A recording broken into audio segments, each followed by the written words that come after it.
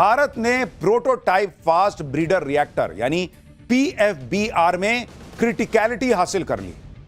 अब आप कहेंगे ये क्या बला है बॉस? अरे बताऊंगा अभी सब कायदे से। तमिलनाडु के कलपक्कम रिएक्टर में यह कमाल हुआ है।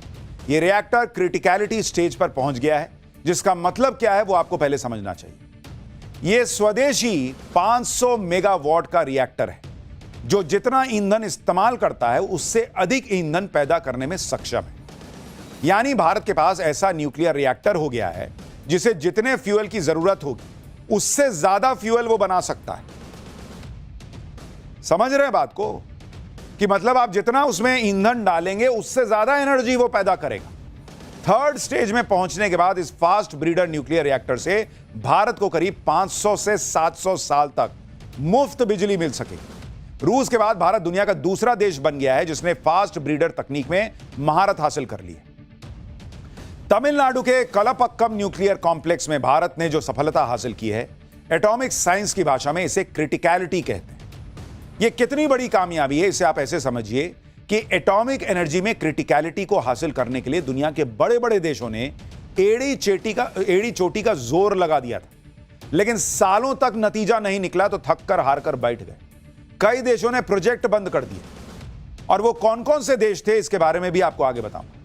लेकिन फिलहाल देखिए कि भारत ने इसे हासिल करने की ऐसी जिद पकड़ ली थी कि भारत न थका न हारा और 40 साल की अथक मेहनत के बाद क्रिटिकलिटी हासिल करके दम लिया।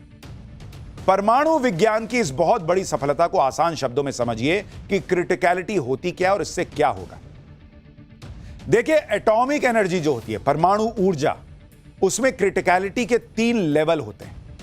पहला लेवल जिसे सब क्रिटिकल कहते हैं, इसमें चेन रिएक्शन खुद से नहीं चल पाता, इसे चलाना पड़ता है। यानी आपने उसमें जो है मान लीजिए यूरेनियम डाला और जो चेन रिएक्शन होता है, मतलब एक के बाद एक चीजें उसमें होती चली जाती हैं, वो बार बार आपको फ्यूल डालने की उसके लिए जरूरत पड़ती है। इसको स्टेज 1 कहते हैं, सब क्रिटिकल। यहां आप इसे समझ लीजिए कि न्यूक्लियर रिएक्टर यूरेनियम से चलते हैं। यूरेनियम फ्यूल की तरह इस्तेमाल किया जाता है, जिसे तोड़कर बिजली पैदा की जाती है। न्यूक्लियर रिएक्टर में यूरेनियम लगातार टूटते रहते हैं और इसी को चेन रिएक्शन करते हैं, मतलब आया टूटा आया टूटा आया टूटा चलता रहता है, इसी से बिजली बनती है। तो ये सब क्रिटिकल लेवल तो हमने पहले ही अचीव कर लिया था। दूसरा लेवल है क्रिटिकल लेवल, जो अब हमने अचीव किया है। इस लेवल में चेन रिएक्शन खुद से होता रहता है और स्थिर होता है, यानी इसमें बार बार फ्यूल डालने की जरूरत नहीं पड़ती, क्योंकि इस लेवल पर रिएक्टर खुद ही फ्यूल बनाने लगता है। इसी लेवल को हमने अब अचीव करके बहुत बड़ी कामयाबी हासिल की है, जिसके लिए 40 साल भारत ने मेहनत की। और तीसरा लेवल वो होता है सुपर क्रिटिकल, यानी चेन रिएक्शन बहुत तेजी से चलने लगता है। अगर काबू नहीं किया गया तो ये कंट्रोल से बाहर होकर बहुत भयानक भी हो सकता है। फास्ट ब्रीडर रिएक्टर की जो टेक्नोलॉजी है उसकी निर्भरता सिर्फ यूरेनियम पर नहीं है। भारत के इस नए रिएक्टर में यूरेनियम के साथ साथ एक ऐसा मेटल इस्तेमाल होगा जो भारत में भर भर के मौजूद है। तो हमारी डबल लॉटरी है बॉस। एक तो हमको यूरेनियम बाहर से कम मंगाना पड़ेगा, दूसरा इसमें अब और चीज जो हम इस्तेमाल करेंगे वो हमारे पास ऑलरेडी भर भर के है, यानी हम आत्मनिर्भर हो जाएंगे। यूरेनियम अभी हमें बाहर से मंगवाना पड़ता है, लेकिन जो मेटल अब इसमें इस्तेमाल होगा यूरेनियम के साथ, वो ऑलरेडी भारत में बहुत ज्यादा पाया जाता है। न्यूक्लियर रिएक्टर से बिजली बनाने की इस नई तकनीक में भारत अब यूरेनियम के साथ थोरियम का इस्तेमाल करेगा, जो भारत में भर भर के है। थोरियम भी यूरेनियम की तरह एक भारी मेटल होता है, लेकिन यह न्यूक्लियर रिएक्शन में इस्तेमाल होने वाले यूरेनियम की तुलना में बहुत कम रेडियो एक्टिव होता है। मतलब आप यह मान के चलिए कि यूरेनियम एक ऐसा, मान लीजिए, व्यक्ति है जो खूब वाचाल है, खूब वोकल है, खूब बोलता है, काम करता है, वगैरह वगैरह। थोरियम जो है वो भी बहुत कमाल की चीज है, कमाल का व्यक्ति है, लेकिन बोलता कम है, एक्टिव थोड़ा कम है, उसको धक्का मारना पड़ता है। और वो धक्का मारता कौन है? यूरेनियम। तो यूरेनियम की तरह थोरियम खुद से न्यूक्लियर चेन रिएक्शन शुरू नहीं कर पाता है, इसे नॉन फिसाइल होना कहते हैं। लेकिन अगर यूरेनियम का साथ मिल जाए, थोरियम को रिएक्ट करा दिया जाए, तो थोरियम भी यूरेनियम की तरह काम करता है। यानी थोरियम और यूरेनियम की अगर दोस्ती करा दें तो यूरेनियम थोरियम का हाथ पकड़ के कहता है कि चल ना भाई, दोनों मिलकर काम करते हैं। भारत की इस खोज में इसी तकनीक का इस्तेमाल किया गया है। भारत में थोरियम भर भर के, दक्षिण और दक्षिण पूर्वी तटों की रेत में थोरियम बहुत ज्यादा मात्रा में उपलब्ध है। भारत के पास दुनिया के कुल थोरियम के रिजर्व का 25% हिस्सा उपलब्ध है। थोरियम से बिजली बनाने के इस प्रोजेक्ट पर सालों से काम हो रहा था। भारतीय वैज्ञानिकों ने PFBR यानी प्रोटोटाइप फास्ट ब्रीडर रिएक्टर बनाकर डॉक्टर होमी जहांगीर भाभा के उस सपने को पूरा कर दिया जो उन्होंने करीब 70 साल पहले 1950 के दशक में देखा था। भारत के परमाणु वैज्ञानिक डॉक्टर होमी जहांगीर भाभा ने 1954 में सबसे पहले PFBR की थ्योरी दी थी। नवंबर 1954 में भारत के न्यूक्लियर प्रोग्राम को लेकर एक समिट बुलाई गई जिसका नाम था development of atomic energy for peaceful purposes. इस समिट में डॉक्टर भाभा ने प्रधानमंत्री नेहरू के सामने पहली बार 3 स्टेज न्यूक्लियर प्रोग्राम की थ्योरी पेश की थी।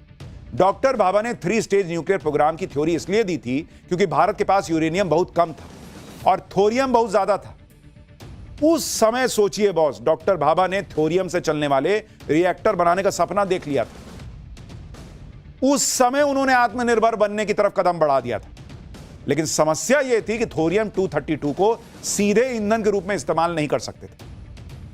थोरियम को पहले यूरेनियम 233 में बदलना पड़ता है, इसके बाद इसे ईंधन के रूप में यूरेनियम की जगह इस्तेमाल कर सकते हैं। 1958 में भारत सरकार ने डॉक्टर भाभा के 3 स्टेज न्यूक्लियर प्रोग्राम को शुरू किया और तब से भारतीय वैज्ञानिक डॉक्टर भाभा के 3 स्टेज न्यूक्लियर प्रोग्राम पर तमाम रिसर्च प्रयोग सब करने में लगे हुए थे और अब जाकर भारत ने वो कामयाबी हासिल कर ली। अब भारतीय वैज्ञानिकों ने डॉक्टर भाभा के 3 स्टेज न्यूक्लियर प्रोग्राम का दूसरा स्टेज पूरा कर लिया। अब तीसरे स्टेज की तरफ कदम बढ़ाने की बारी। लेकिन आपको यह भी समझना चाहिए कि भारत के नए रिएक्टर और यूरेनियम बेस्ड रिएक्टर में अंतर क्या है, इससे फायदा क्या होने वाला है।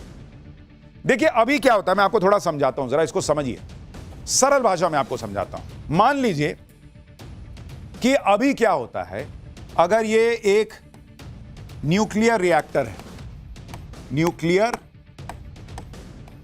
रिएक्टर है जिसमें आपने इधर से डाला क्या, इधर से आपने डाला यूरेनियम, ठीक है।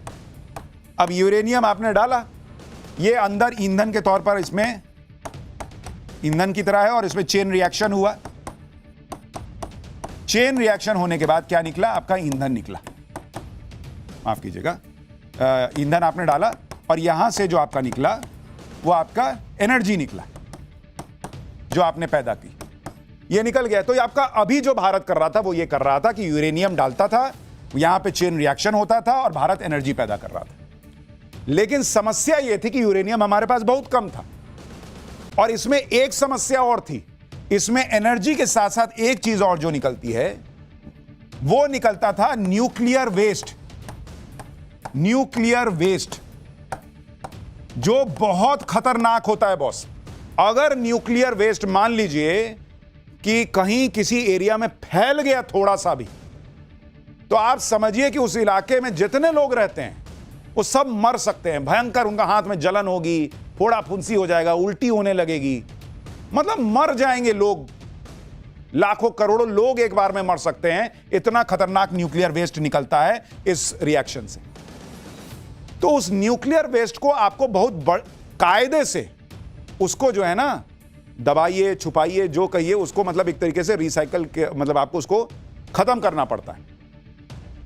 और एक तो उसको दबा के रखो, मतलब लोगों को उससे बचा के रखो, ये चुनौती है। दूसरा, उसमें करोड़ों रुपए लगते हैं 100 अलग। अब भारत ने क्या कर लिया, अब आप देखिए भारत क्या कर रहा है।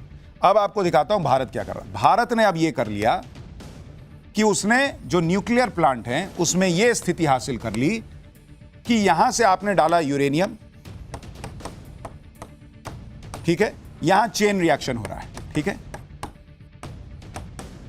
लेकिन अब इसमें आगे की चीज क्या हो गई कि यूरेनियम अंदर गया, चेन रिएक्शन हुआ, एनर्जी तो निकला ही, लेकिन जो वेस्ट निकला उस वेस्ट में आपने क्या किया कि उस वेस्ट में आपने वेस्ट प्लस थोरियम कर दिया और आपने वेस्ट के साथ जो थोरियम मिला दिया, क्योंकि इस वेस्ट में भी यूरेनियम है, तो वेस्ट प्लस थोरियम, यानी आपने फिर से उस चेन रिएक्शन को कर दिया।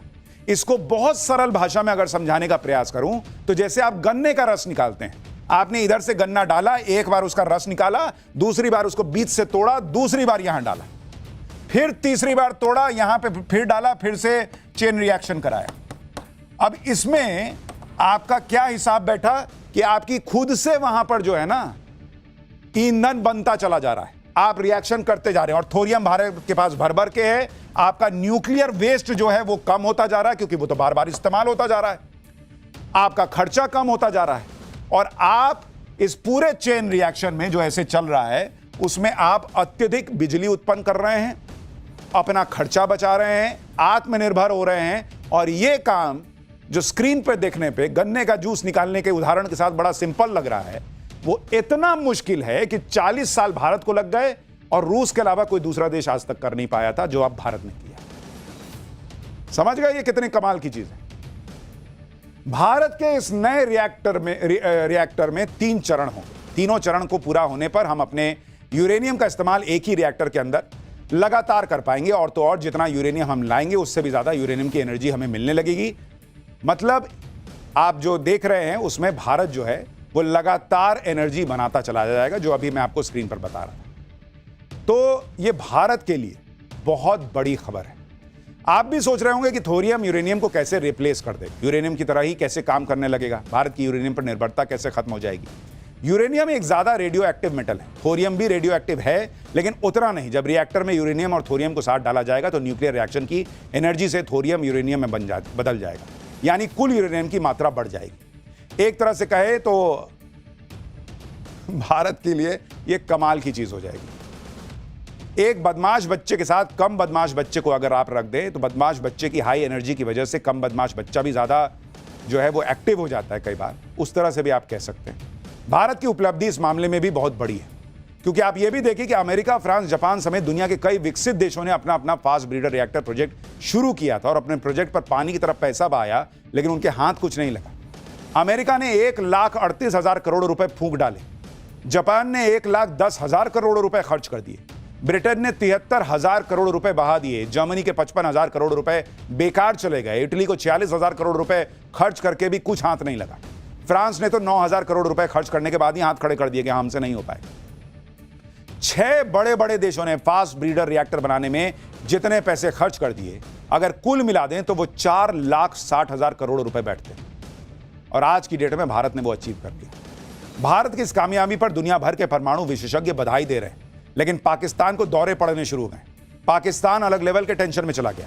पाकिस्तान के परमाणु सलाहकार जाहिर काज़मी ने सोशल मीडिया पर एक पोस्ट किया कि इस रिएक्टर की सफलता से भारत को बड़ी मात्रा में हथियार ग्रेड प्लूटोनियम का उत्पादन करने में मदद मिलेगी। भारत इस तकनीक से हर साल लगभग 300 प्लूटोनियम परमाणु बम बना सकता है। ये भाई अलग ही हैं। अरे भाई तुम बम खेलते रहो, हम अपना देश आगे ले जाने में लगे हुए।